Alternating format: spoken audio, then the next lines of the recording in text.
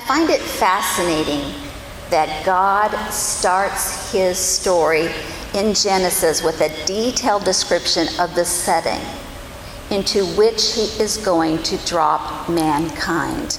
With these 3 words, "and God said," he created 3 realms that reflect his essence. He created light and darkness, and then he populated it with sun and moon and stars. And then he created the realm of his limitlessness with the sky and the sea, the depths of which we have yet to fully explore and understand. And he populated it with birds and fish. And then he created the realm of his stability when he created land. I find it curious that he created his stable setting and populated it with such unstable creatures as animals and man. But for a time,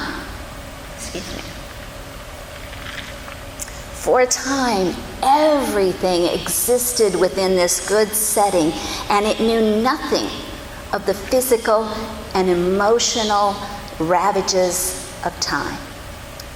But then that snake in the grass slithered in, and he coiled around us, and suddenly he dressed us in the skin of imperfection, and the gates slammed shut between us and perfection.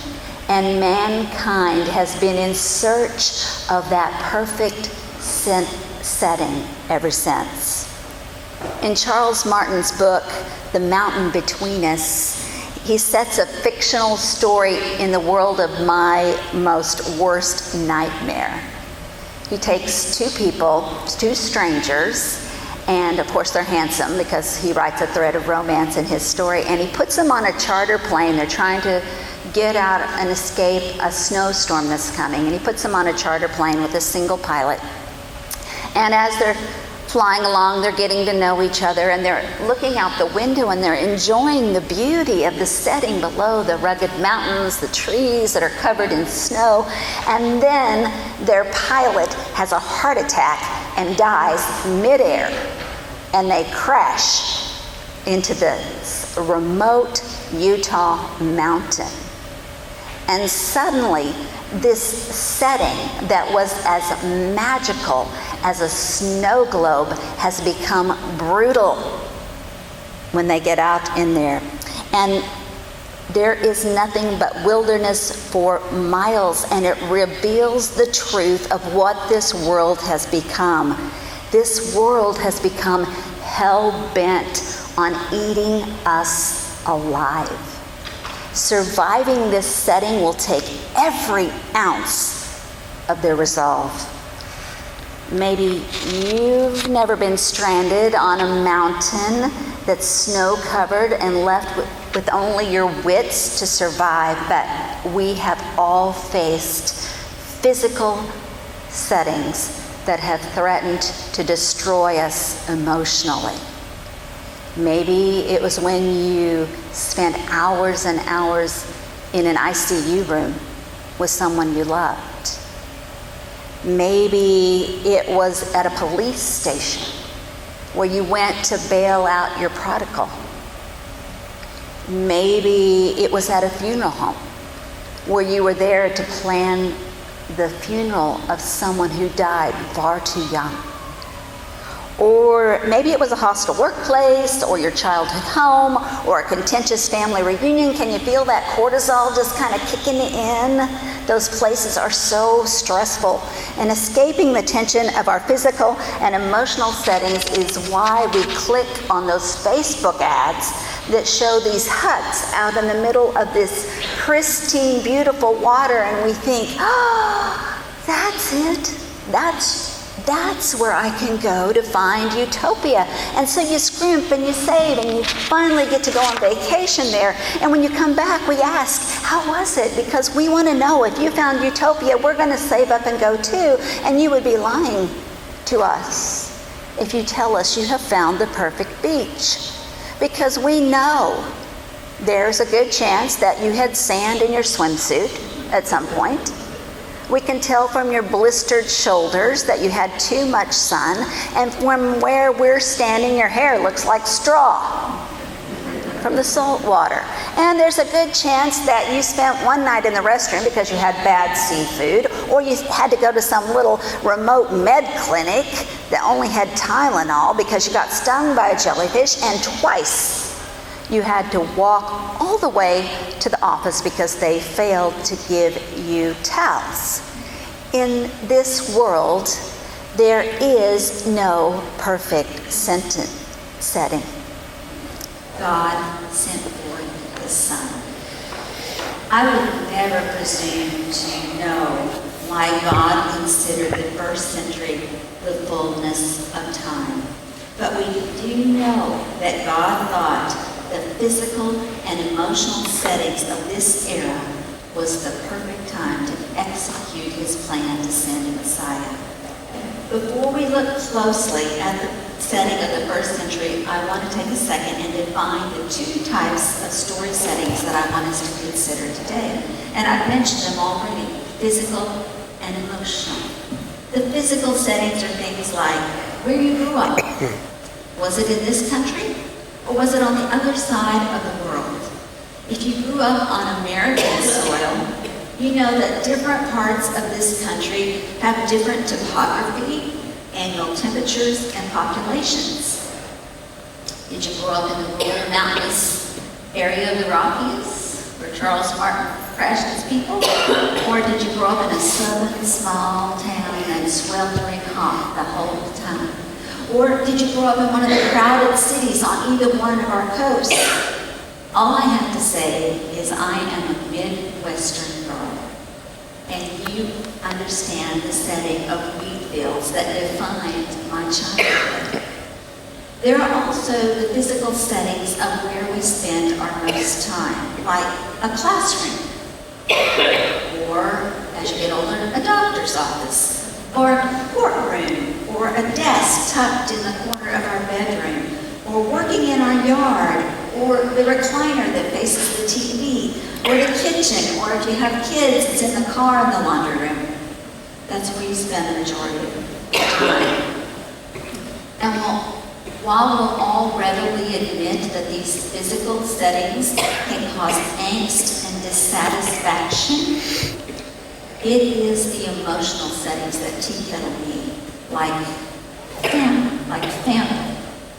Why is it that you can walk across the threshold of your parents' home, even though you have been away for years and you are very successful in your life, and you can walk across the threshold and suddenly you are a 5-year-old, or you are the baby sister, or you are the ignored middle child? Immediately all those settings come back, and you add on those emotion settings like our workplaces, the unrest in our country, the judgment of social media, and even the disharmony in our churches. And before you know it, we are stuck in this cesspool of emotions. And when Jesus left his bird's eye view of the world, he crashed headlong into the first century's physical and emotional settings. But were those settings really so different than ours? Let's take a second and compare first century Palestine to us today.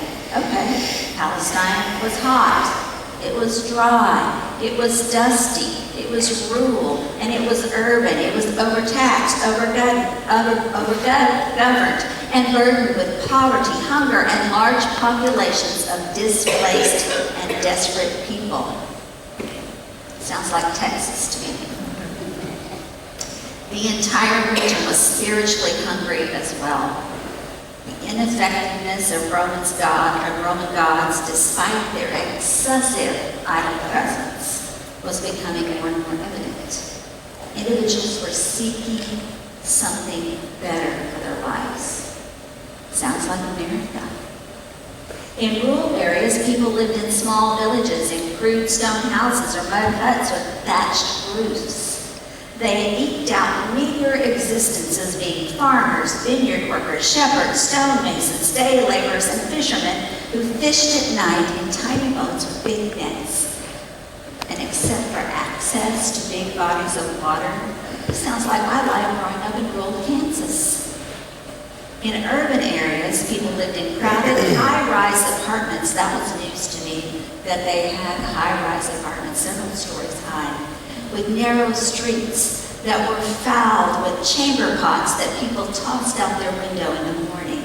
And most of the impoverished inhabitants weren't always paid the mandated minimum wage of one denarius a day.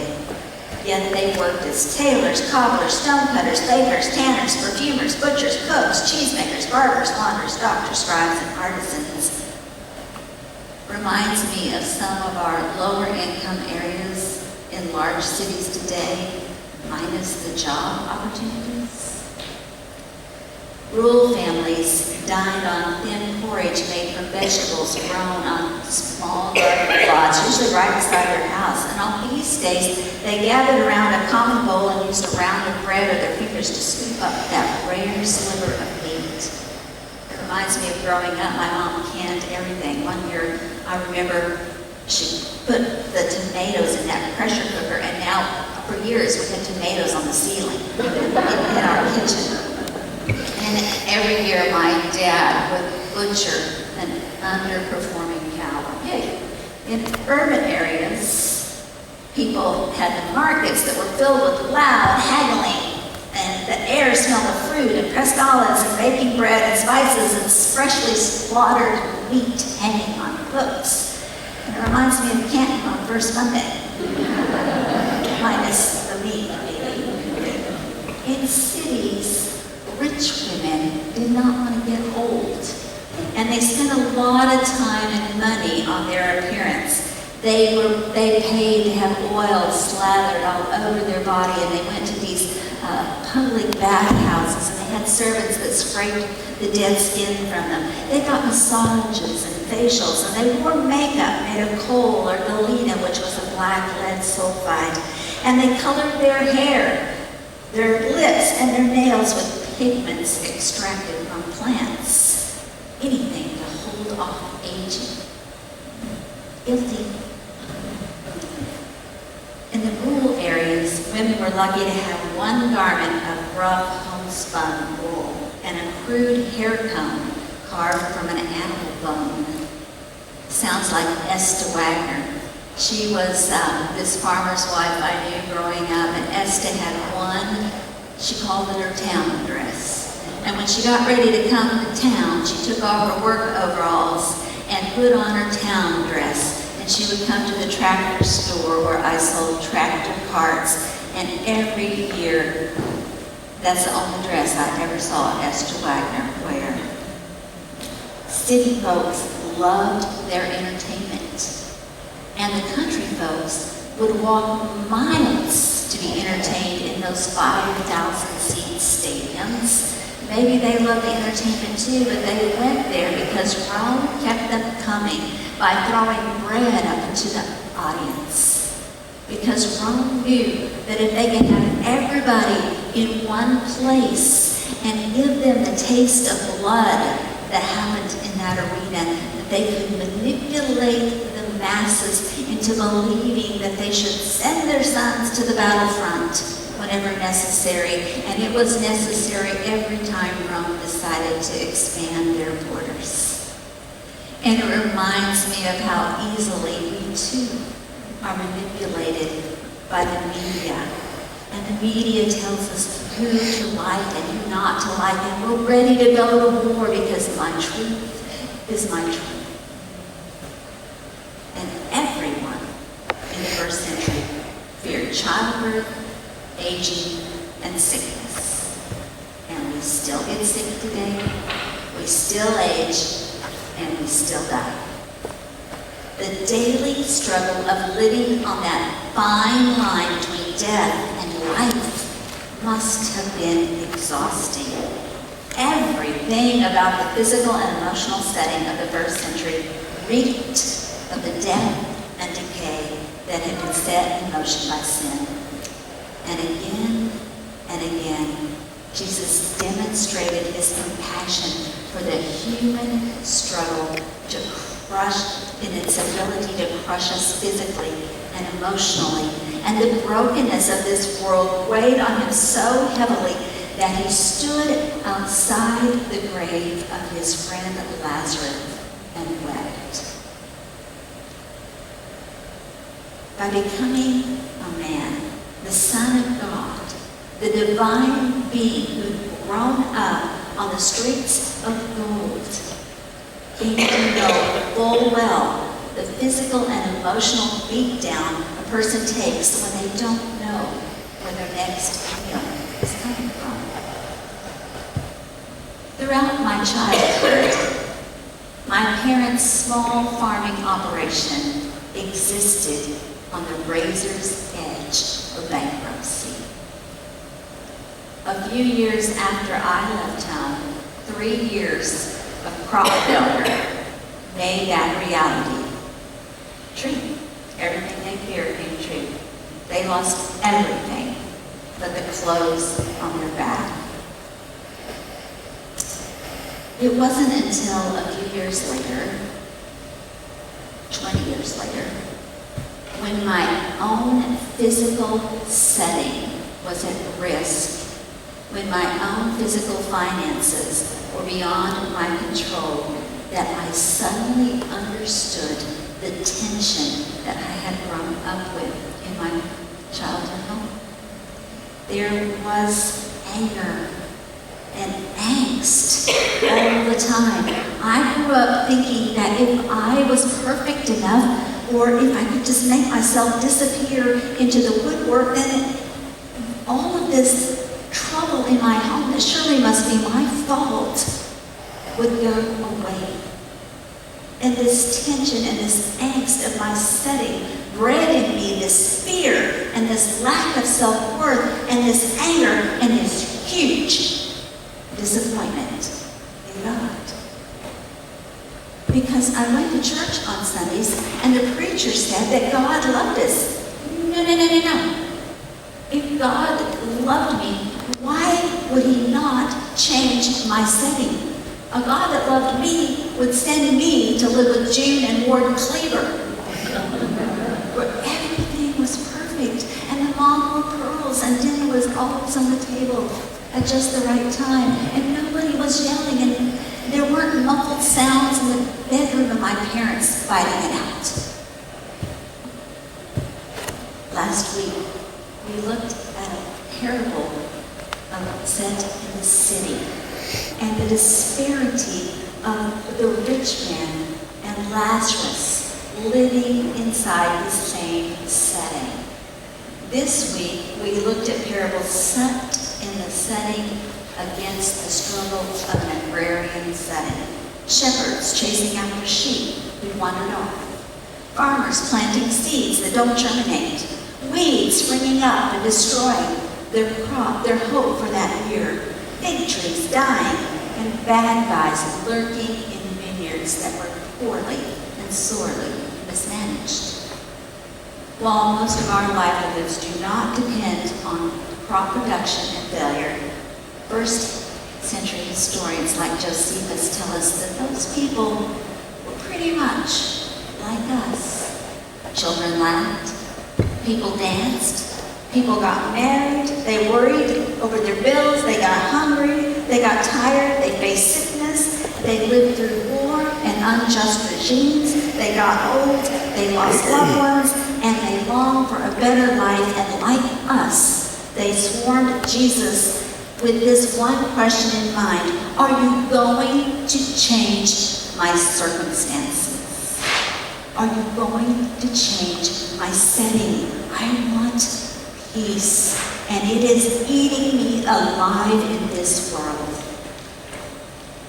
There's a saying in theater that goes like this: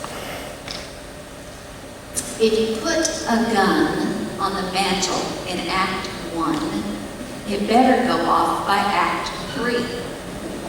In other words, every single piece of a stage set where you go to see a story has to have a purpose. You just don't randomly put things on the stage when you're designing a stage set.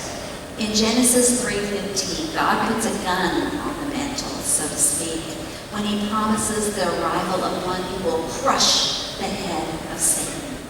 And then in Act 2, that gun goes off when Jesus comes and he dies on the cross and there's blood spilled everywhere for the forgiveness of our sins. And all of a sudden, our setting has changed. We can now move into a personal relationship with God, but we are so attached to the scars and the traumas of our early growing up in perfect settings that it feels like our circumstances just really have changed. Maybe we are more like the people of the first century, stuck in our messy backstories and expecting the wrong things to change. As an illegitimate son of a peasant woman and a day laborer, Jesus grew up in a personal setting of scandal. Living in a small town, everyone knew his personal business. And Jesus and his mother would have reeked of dishonor. And in a culture that valued honor above money, it's no wonder his siblings weren't on board with his claims to be God. They had enough of the shame that Jesus had brought to their family, and they were so embarrassed by these claims that they went to find their half-brother and drag him home. And according to Matthew 13, there were enough siblings to do it. There were 4 brothers at least: James, Joseph, Simon, Jude, and possibly at least 2 half-sisters, maybe 4. And they had their birth order struggles. And in Luke 12, we see the power of birth order struggles in the Jewish family setting when a young man comes to Jesus and says, "Jesus, make my older brother share the inheritance." With the privilege of being the oldest in the family came the responsibility of providing for the family, both physically and emotionally. And if you're the oldest in the family, then you understand that pressure. And if you're lower down on the food chain of the sibling birth order food chain, then you know how hard it is to live under the shadow of the perfect sibling. When James especially had a hard time with this, and this saddened Jesus greatly. And he spoke of this experience in Mark 6 when he said, "Only in his hometown and among his relatives and in his own house is a prophet without honor." What precipitated this statement by Jesus is, remember, he'd gone back to Nazareth, and in Nazareth he preached with a power and authority that had people saying, "Isn't this Mary's son?" And for so many years I read this as if they were trying to figure out who this stranger was. He grew up in a town of 400. They knew who he was. And when they said, "Isn't this Mary's son?" it was an example of the fraternity slurs that Jesus had endured his whole life. They were in essence saying, "Isn't this the illegitimate, you know what, of Mary, claiming to be God?" And if you consider that being the black sheep of that village didn't leave scars enough, then after Jesus turns 12, there's no more record of Joseph, his earthly father. And scholars believe there's a good chance that teen Jesus was raised by a single mother of very disreputable reputation. And so here's this family, this large family, living in this little tiny cramped space at a subsistent level. And because of the way the responsibility fell onto the oldest in the family, there's a good chance that Jesus had to leave whatever education he was pursuing that time and go to work full-time to support his family. And so when they say, "Isn't this the carpenter.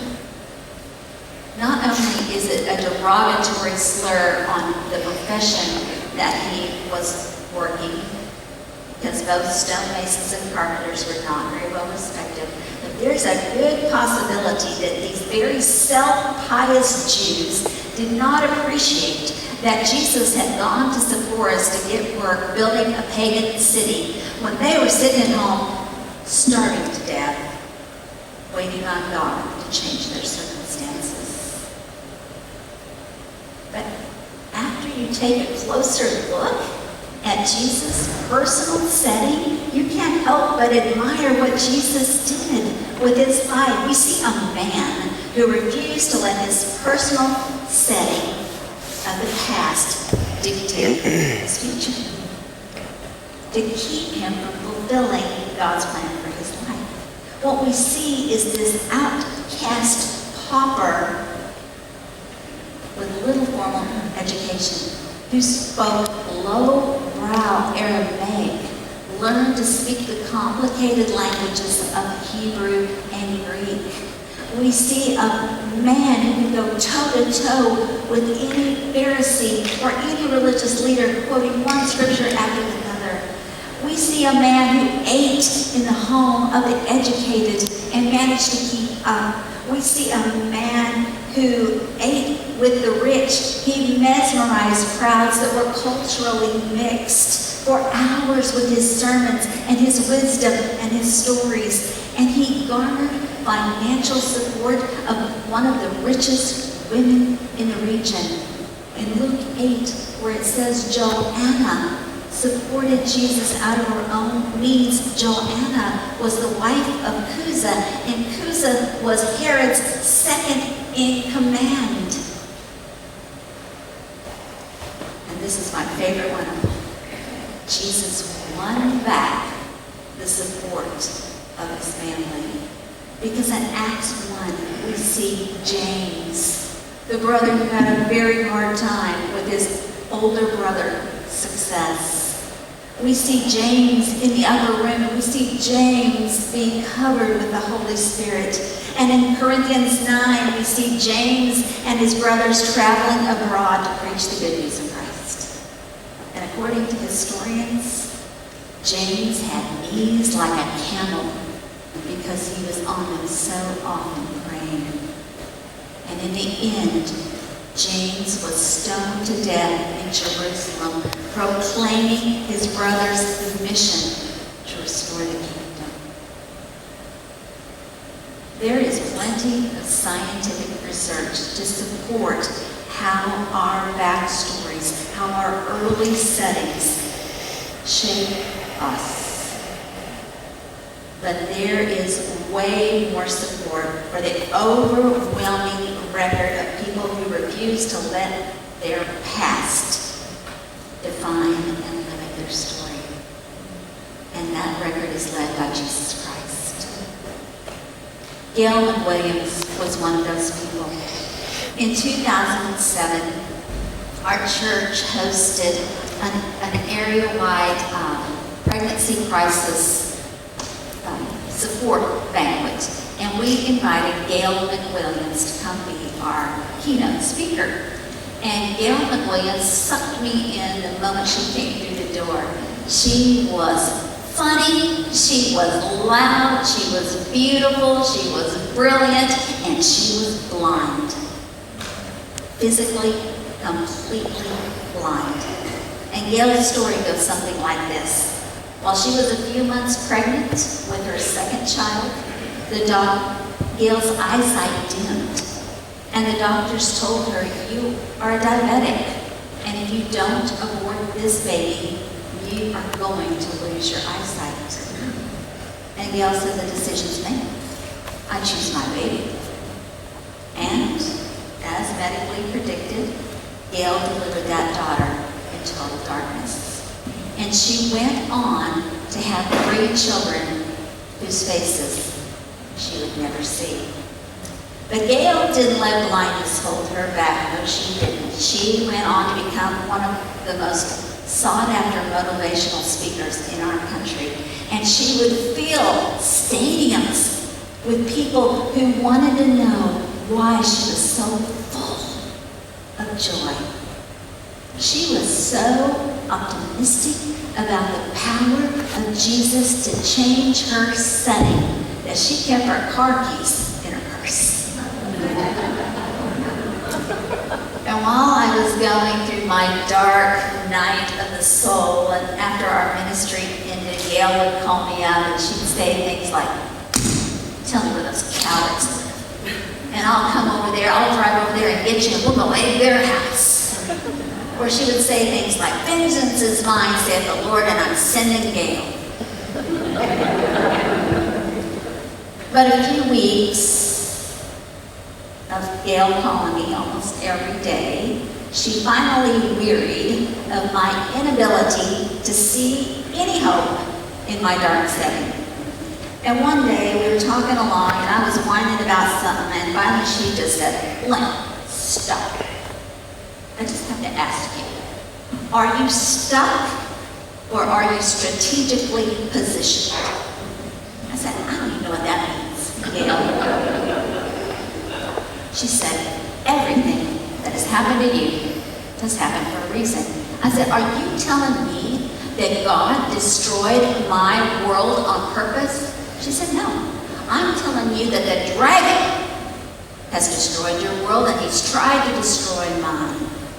But I believe the Lord is mightier than the dragon, don't you?" "I guess," I conceded. She said, "Well, good. I'm living proof that every disappointment and every hurt that we suffer in this life can be redeemed for God's glory." I felt about this big. But before I could apologize, she went on to say this. "Growing up in a dysfunctional farm family made you tough, Lynn. And you had to be tough. You needed that resilience for ministry. And ministry has prepared you for the next leg of your journey. But I can promise you this. You will not be able to see what that is if you keep laying on that couch. So if you don't get up, I'm driving over there and I'm dragging you out of that pig pen." Click. Well, I didn't want Gail to drive over in the first place. And I sure didn't want her dragging me anywhere because she would have. So I got up and I took a shower. It's remarkable how much better I felt after that. I probably smelled a little better too, but I kind of started noticing something.